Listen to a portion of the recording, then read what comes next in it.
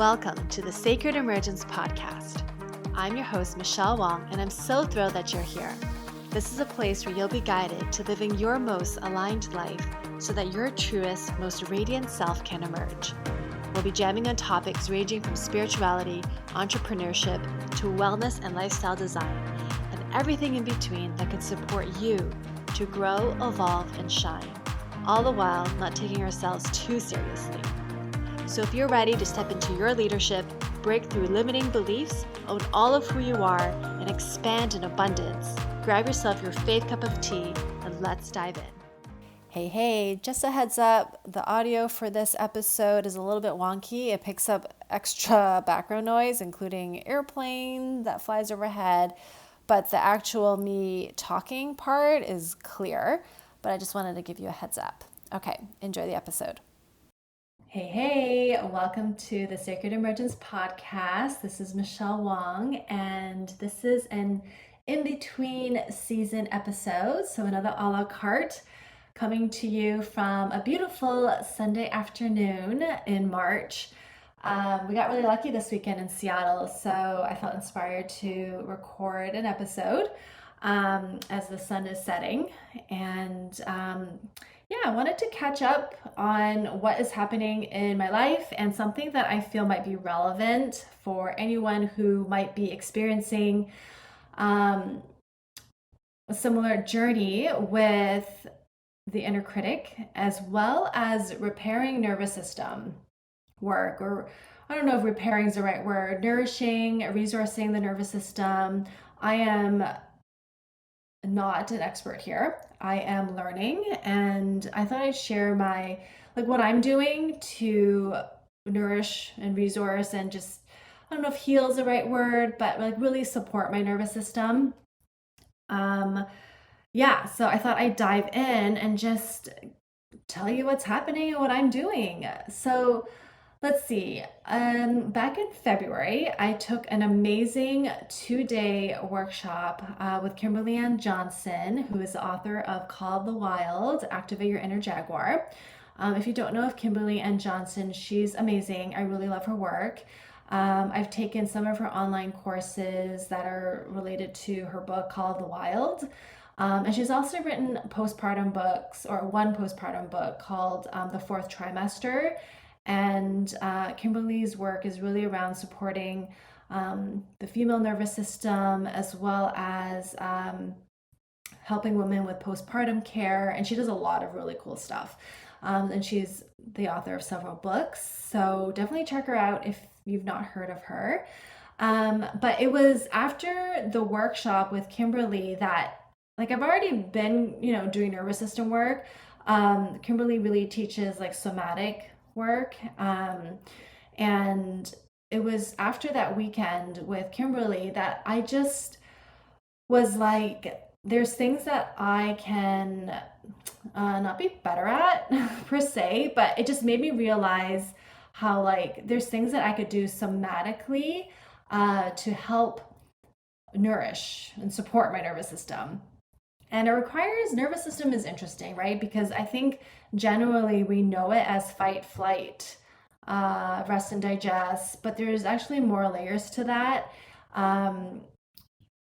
There's the social nervous system, where a lot of times, depending on the people that we are surrounded with, we will adjust accordingly, right? Sometimes to fit in, if there's situations where we might feel it's unsafe, we might be fawning, but it's not an actual threat, but subconsciously, or we might just be fawning, trying to in a way, maybe it's people pleasing in a way. So this is, a lot of it is for survival, and it might happen, patterns happen when we were children, things that we needed to do to survive and feel safe, and that's carried forward. I'm just paraphrasing a lot of things. Maybe I'm not 100% accurate with what I shared. But Kimberly has a really great book called The Wild that I recommend checking out. But there were patterns that I noticed during the workshop, and then I noticed it afterwards for myself, that I felt this is something that I actually feel like is worth working on for myself. And so I just wanted to share what I've been doing. And it's not about perfection. It's not like, oh, I did that thing once and now it's perfect, because like that is so not true. So I'll just share my story. So when I was at the 2-day workshop, some of us, there's lunchtime, some of us went to lunch, and we went to this one place, and uh, it had good reviews, and we were just waiting in line. And like I knew what I wanted, and I'm gluten free, although sometimes I quote unquote cheat. Um, and like the sandwich that I was ordering had a gluten free option, if it wasn't gluten free, then it was sourdough, and I really love sourdough. Like, oh gosh, like especially like a good, you know, like deli made, like if it's like if it's made in the shop and it's all rustic, and like that is so much better than gluten-free bread in my opinion. But when I was looking at the menu, I was like, ooh, that sounds really good, like maybe I'll just pay the extra $2 or whatever and just do the gluten-free, I'll be good. And then I'll get like an add-on with the side salad. It was like, I think it was some like potato salad, but it was vinegar based, which is so my jam. So when it came time to my turn to order, I told the cashier that I wanted the gluten-free half with the side potato salad or whatever. And she was like, oh, if you're gonna get the gluten-free, because the bread is smaller, I recommend just doing the full, because it's otherwise it's like a really small half. And like I have this mental, like in my mind, like I don't personally like paying like $20 for a lunch. Like $20 for dinner, sure, right? The cost of living in Seattle area, I guess even in Washington State, is pretty expensive.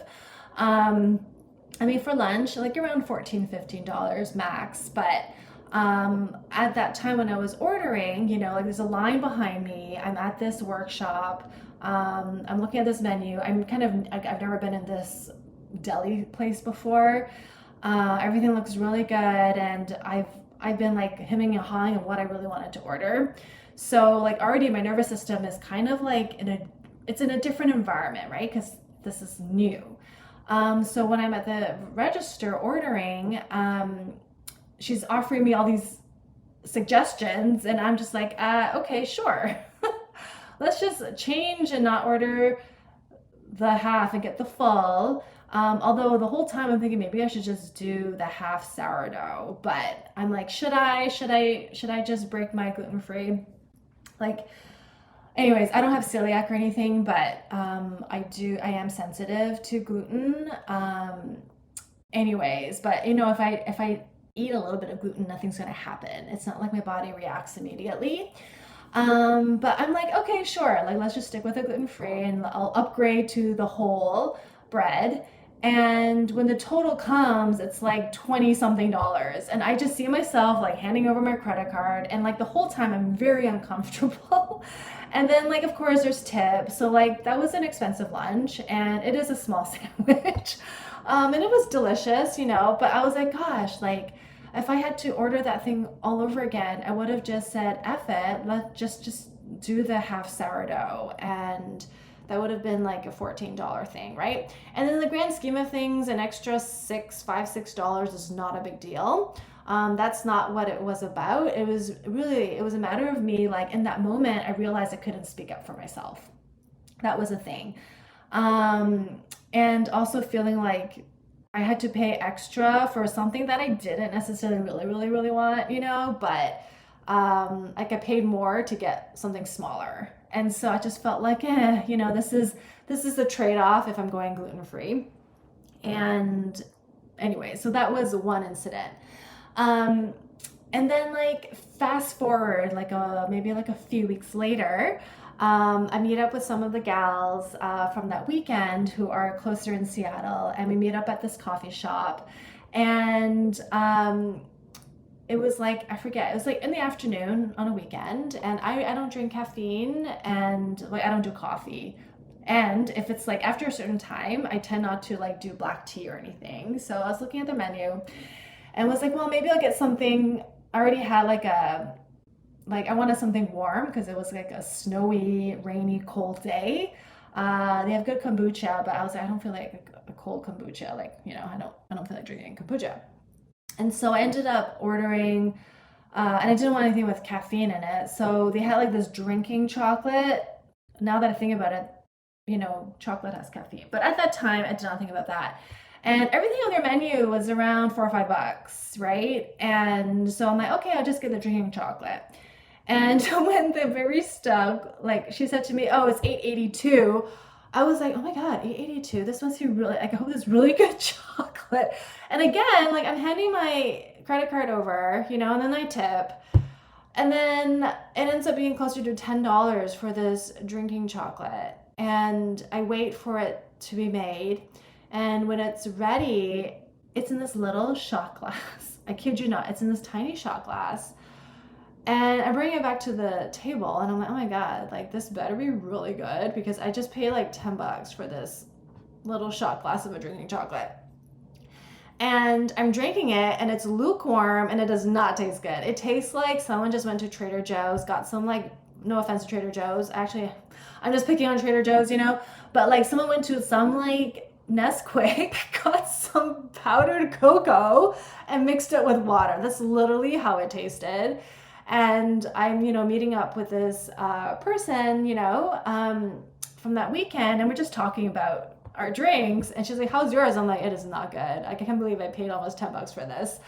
And then in that moment, I was like, I could technically bring it back to the counter and say, "Hey, this was not my expectation. I want to send it back." And I didn't, right? I was just chalked it up to like, it's a lesson that I'm never going to order this drink again. And then, went on with the rest of my day.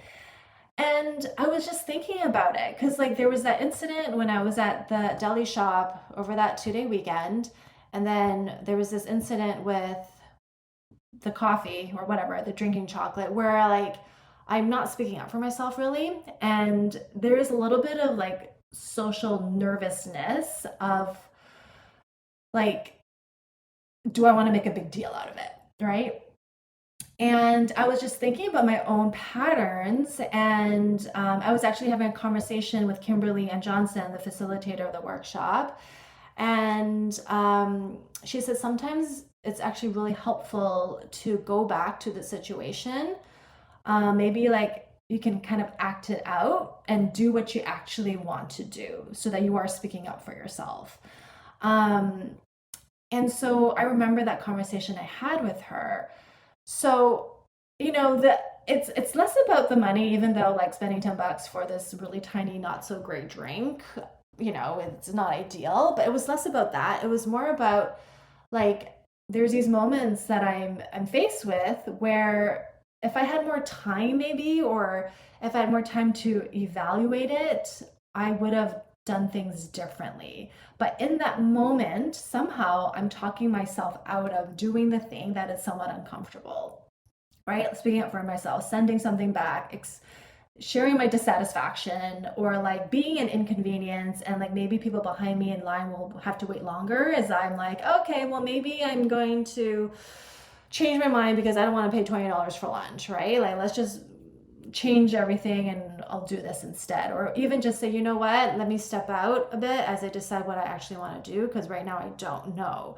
Like all of those options would have been okay, but in that very moment, I'm feeling a lot of pressure to have to just agree with the option that's in front of me. And maybe like in human design, because I have an undefined root, I'm feeling a lot of pressure, and the pressure is just to go with it, right? So there is a little bit of conditioning there. All that to say, I was like, this can go on forever because I will always say to myself, well, next time I'll be better at it. Next time I'll be better at it. But like I said that to myself when I was paying for that deli at lunch, and then here I am with the drinking chocolate. And I was like, okay, that was the next time, and I didn't do anything differently. So I was like, okay, I'm actually going to do something that feels really weird, but I'm going to go back to the coffee shop and I'm going to close the loop. I'm going to order that drinking chocolate, and when they tell me how much it is, I'm going to say, oh, I wasn't expecting it to be like $9. Never mind. And I told this to a friend because her and I were on a walk, and I was like, this is what I'm going to do. And she just starts laughing. She's like, this is like an episode from Curb Your Enthusiasm or something. Like, it could totally be an episode. And I just laughing because it just made the whole thing not as serious, and also like it could be awkward, uncomfortable, and also like find humor in it, because we're all humans, and this is the work. It's really easy to read a book, it's really easy to take a course, but like doing the actual work and this is like a somatic practice, right? I'm actually embodying this work. I think that's where the rubber meets the road. So I'm nervous, right? I decide I'm gonna do this. I was trying to find a good time. And so I decide to go before I go to yoga because it's close by. And I'm like nervous. I'm like kind of like rehearsing the thing in my head. I'm like, oh my God, this is so weird. I'm so weird. And I'm like, whatever, I'm just gonna do it. And it's a different server, super cool guy. And I just kind of walk up. They're closing about in an hour or so. And I'm like, hi, I'm gonna do the drinking chocolate. And he's like, okay. And he's looking at me and he's punching it in. He's punching a bunch of stuff. And I'm just waiting for him to tell me the price. And then and then I start small talk. And I'm like, oh, you guys change your teas. And he's like, yeah, we ended up changing a whole bunch of things. I'm like, cool. And I guess he's waiting for me. Maybe I want to order tea or something. I don't know. And I looked at him. I'm like, oh, how much? It was just so weird because I already know how much it costs. And then he's like, oh, $4. And I was like, what? Now I'm like totally thrown off. And I was like, wait a minute. Last weekend when I was here, he's like, I know it's usually $8, right? And then there's tax. But he's like, I feel so bad charging $8 for this thing that I charge half.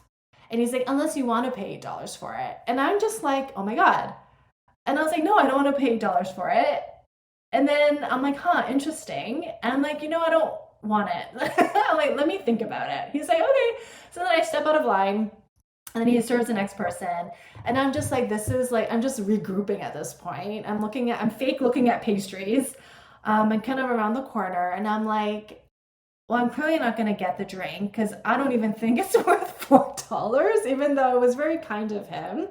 And he was super cool. And I was thinking, I wish I had him serve me over the weekend. But I don't remember seeing him that weekend that I was there. And I'm like, okay. And then I just say to him, I think I'm going to go. And he's like, okay. And then I walk out the door, and that was it. And I was like, that was such an interesting experience. A part of me felt like, dang it, I really wish you could have made $8. And I could say, no, I'm not going to do $8. And at the same time, it's like, I'm glad they realized that it was not the right price. And I was like, well, I was just proud of myself that I went through it. And I was like, okay, I'm celebrating that I, closed that energetic loop. I spoke up for myself, and life goes on, right? And then the aftermath, right? So of course, after that, I go pay for other things. And I remember I was at the grocery store, I bought, a bunch of stuff, and then the guy's ringing me up. And there's this one item that I was like, oh, I forgot. When I put on the belt to pay for it, I was like, oh, I forgot I picked this item up. And I was like, I don't know if I really want it, right? And then he swipes it and the price comes up, and I was like, oh, I remembered it being cheaper. I mean, not that it was that big of a difference, but I was like, oh, I thought it was $2.50. He's like, let me check. So he walks to check the price, and he comes back. It was like, oh, the $2.50 was for a different flavor. And I was like, oh. And I was like, well, I don't want it. He's like, oh, you don't want it? I was like, no. Okay. And then so he puts it away, and then he takes it off, and then it's awkward because as I'm waiting for the transaction to go through, he has to then walk back and put it away. And there's a line. I'm like, nope, I'm taking up space. I don't want it, right? And so that felt good. And then I went to this event with a friend, and we both order non-alcoholic drinks. And I think we ordered it she went first, and then I went after, and then the woman who was at the bar the bartender, I guess, she punched in the number and she gave me the thing to pay, and it was like over $20. And I was like, oh, like I was not expecting my one non-alcoholic drink to be over $20. So I was like, oh, is this for both of us? And she said, oh yeah, do you want me to separate us? Like, yes, please. Like, I literally was about to tap, right? It's like, I think it's a tapping. It makes it so easy to pay. And I was like, gosh, I'm so glad I called that out. Like, it's not a big deal. My friend was there and whatever, right? Like, if I ended up paying for both of it, like, I'm sure she would have paid me back or whatever. But it was like, in that moment, I had the presence of mind to say something. And I'm like, okay, I'm assuming that I'm just more present because now I close that loop. So I'm speaking up for myself and it feels good. So I was just proud of myself. And I was like thinking, this would be a great podcast episode, right? I'm like, yeah, I'm going to share it. And of course, the day I decide to share it, literally today, I was buying something at the farmer's market, and I know the women, like, we've come to know each other, super cool person, and like I trust her. I know she's not going to scam me or something. So I buy two things, and she taps in the price. She didn't actually tell me the total, but she gave me the little thing to do the tap. And I kid you not, I just tapped, and at the whole time I was like, I wonder how much it costs. Like, she didn't tell me how much it was, but in my mind I knew how much it was. Like, I knew how much the item was going to be. But because I tapped, I usually if I'm like buying something online, my credit card will let me know through an email because my card wasn't present. But when I'm physically present using the card, it won't send me a notice. So I didn't actually get a receipt and I didn't ask for one. I was like, well, this is very awkward. And then, well, it was awkward afterwards because I was like, I wonder actually how much you charged me, and I didn't get an email. So I was like, well, it would be awkward if I kind of went back. And so I actually logged into my credit card account to see how much it was, and it was actually less than what I was expecting. But I was like, oh, that was like, oh, I did it again. Like, I didn't ask, and it would have been totally okay. I think it was because I knew the women, that I just trusted her. But in the moment, I could have totally asked, oh, how much is it? But I think we were chatting about other things. And when she gave me the thing to tap, I just, it's a social thing, you just tap. But I was like, I could have totally asked, and it would not have been awkward. So it's just like catching myself and knowing that, like, it takes time to heal, and not to like shame ourselves for it, because it was actually when I realized what I did, like, oh, that was kind of a pattern that I was repeating, and I'm trying to work on breaking this pattern. Just because I went back to the coffee shop to close the loop, it doesn't mean I'm forever, it's forever and I'm all good. You know what I mean? Like, there's going to be instances where I'm human and I will forget to speak up or ask a simple question that's not a big deal. But at that moment, the moment that I realized that I didn't ask, I caught my inner critic kicking in and being like, Michelle, you should have done that. You should have asked. Like, you're working on this, you're working on being better at this type of interaction and being more empowered. And here you go fucking up. I literally caught my brain talking to me in that way. And so I was like, this is like, it's really not a big deal, like me learning and unlearning things. But the shaming, the inner critic that kicks in is,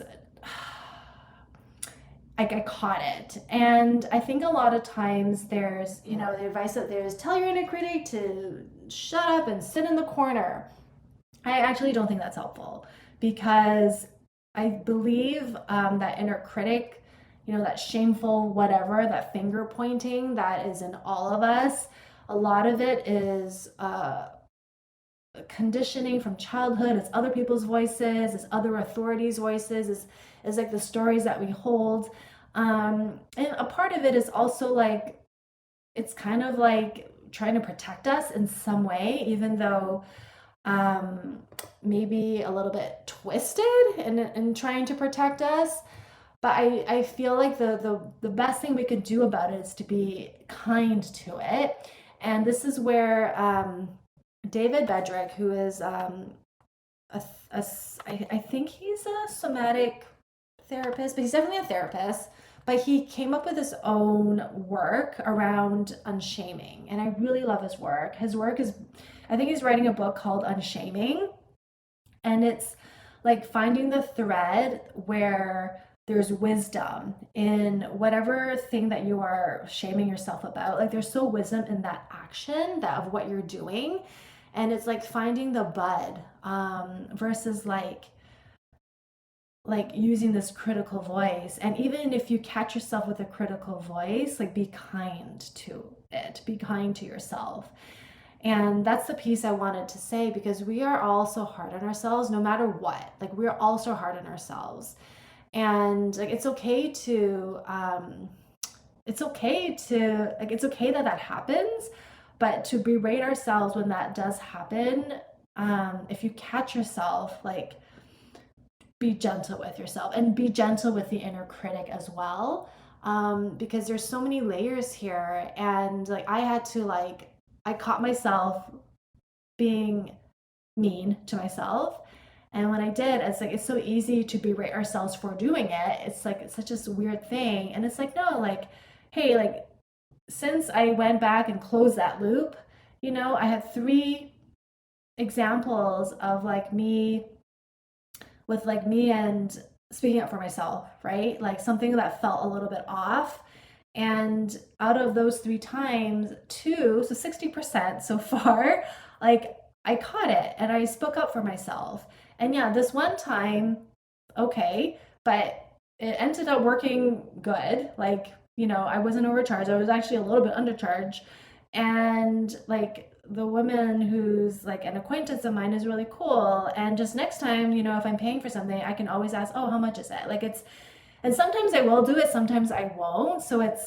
But I think it's the fact that in that moment, because I didn't do it and I am working on being better at, not being overridden by like, I don't know, like social, like let's just be cool about it. And sometimes I'm not really cool about certain things. Like sometimes I don't go with the flow. I'm like, oh, this is kind of awkward and I don't really want to go with the flow. Like, um like it's okay. It's okay to speak up, and I think it is impactful for other people as well. So it's just a reminder, and and it's just observing. Okay, like next time something else comes up, I will do my best to be present in my body and speak up. And it's really not a big deal, right? Like and then that's it. And then we move on with the day. And just like going back to the example of the coffee shop and the drinking chocolate, like it would have been totally okay, right, to tell the barista, oh, you know what, that was more than I was expecting. I'm actually gonna change my mind and take a better look at the menu. Like if I was the server, I would have been totally cool with it, not a big deal, right? So it's just like rewiring my own patterns of speaking up for myself because I don't want to be inconveniencing the other person, right? So there is like a thread of people pleasing there, that comes from, as a manifestor in human design, like that was my conditioning to people please, right? And there's a lot of like survival protective mechanism for me to like stay alive in so many ways that like I don't shame people pleasing. And it's like, how can we be more kind with ourselves, even if we didn't necessarily hit the mark all the time? We're human, and we make mistakes. And like even with the inner critic or the shameful voice that's coming in, whose ever voice, it could be a lot of different voices, including our own and expectations we have for ourselves. I just feel like not shaming the shaming voice and just being gentle is going to be such like a huge, like that I think is like part of the healing process. And so I have no financial affiliations with David Bedrick or with Kimberly Ann Johnson, but I love both their work. Different. And I recommend checking them out. So that's what I had for you. I'm still in it, you know, I'm learning. I'm in my own process of healing past, I don't know if this is trauma. It's definitely nervous system work. I think there's like different types of trauma, like big T, little t traumas. I don't know if this is trauma. This is more like I want to be someone who can be more present and speaking up for myself, because when I don't, it always feels like, oh, I could be better at that. Anyways, not aiming for perfectionism. It's just, it feels really good when I do it. And I think the more I do it, like the more empowered I am. You know what I mean? And it always feels good to feel empowered. So anyways, wanted to share that. And that's all I really had.